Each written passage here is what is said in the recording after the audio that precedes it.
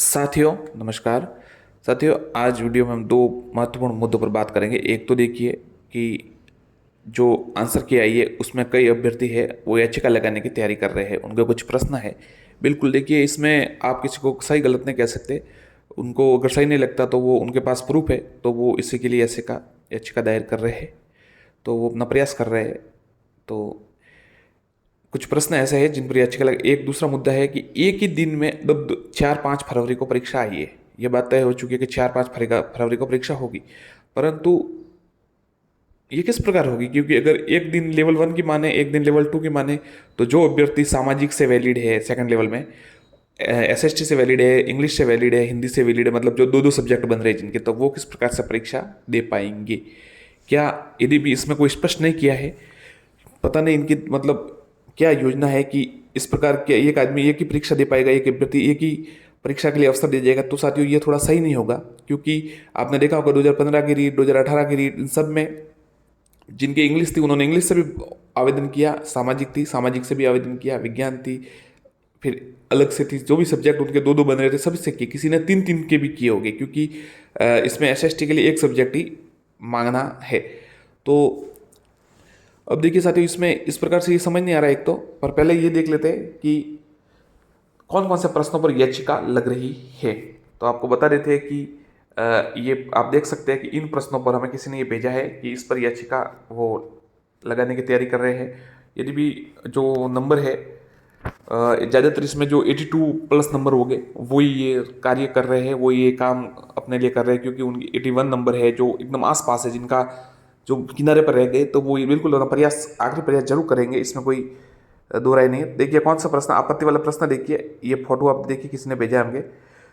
शिक्षा मनोविज्ञान में किस मापनी का न्यूनतम उपयोग होता है? उत्तर नामिक मापनी, और बोर्ड ने माना है अनुपातिक मापनी मात्रा। आनुवांशिकता की भूमिका के अध्ययन के लिए कौन सी विधि वैध नहीं है? ये एक सवाल। उत्तर है दत्तक ग्रहण और समन्वय समूह, बोथ। बोनस, व्यक्तित्व के सैद्धांतिक अवधारणा के लिए इनमें सत्य नहीं है, ऑल माने जाने चाहिए, इन्होंने ये कहा है। भारत में पथ विक्रेता अधिनियम कब लागू हुआ? स्ट्रीट वेंडरिंग, ये bonus. Out of syllabus, syllabus कह रहा है आउट ऑफ सिलेबस। आर्किमेडू के विषय में पूर्ण सत्य बताए, सी और डी ऑप्शन सेम है। तो देखिए ये प्रश्न है। इसके अलावा भी कुछ प्रश्न हम आपको बता रहे हैं, एक मिनट आप रुकिए। एक जो साथी पूछ कह रही है 24वां प्रश्न, क्रियात्मक अनुसंधान का जो उद्देश्य है, ये वाला प्रश्न भी विवादित बता रहे हैं। तो इस प्रकार से साथियों ये और भी कुछ प्रश्न हैं, आप भी कमेंट बॉक्स में करिएगा, ताकि अगर किसी का उत्तर दो माने जा सकते हैं या बोनस मिल सकता है तो किसी अभ्यर्थी को फायदा हो तो अच्छी बात ही है।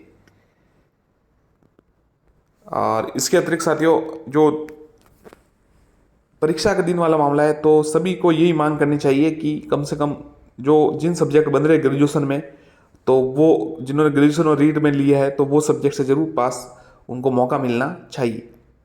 जैसे एसएसटी से अगर कोई है तो उनको एसएसटी से तो वो आवेदन कर ही सकते हैं, और हिंदी से अगर उनके सब्जेक्ट बन रही है, इंग्लिश बन रही है, जो भी बन रही है, संस्कृत बन रही है।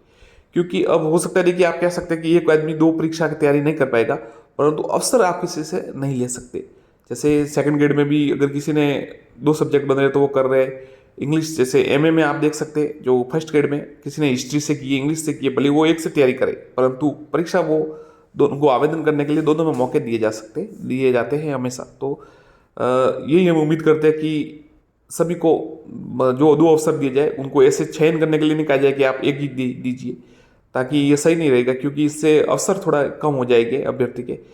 वो किस विषय में तैयारी करना चाहते हैं वो उनकी निजी पसंद होगी, परंतु आवेदन दोनों में मौके दिए जाने चाहिए, अवसर दिए जाने चाहिए, ऐसा हमें लगता है।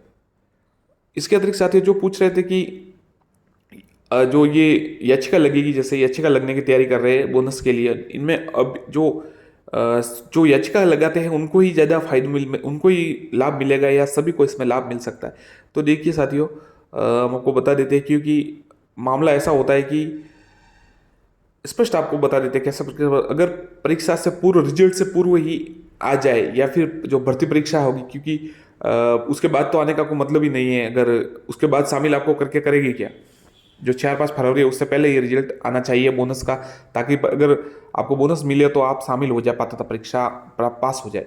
तो इस प्रकार से अगर इससे पहले आ जाता है तब तो वो सभी पर लागू होता है, अन्यथा फिर वो सभी पर लागू नहीं होता, केवल याचिकाकर्ताओं के लिए फिर लागू होता है। कई बार सभी पर लागू कर दिया जाता है, कई बार केवल याचिकाकर्ताओं को ही फायदा दिया जाता है। कहा जाता है कि ये अपने अधिकारों के लिए जागरूक थे। तो ऐसा पुलिस कांस्टेबल भर्ती परीक्षा में हुआ था जब 3 प्रश्न बदले गए थे और सभी का रिजल्ट वापस आया था। धन्यवाद साथियों, चैनल को सब्सक्राइब करें, वीडियो को लाइक करें।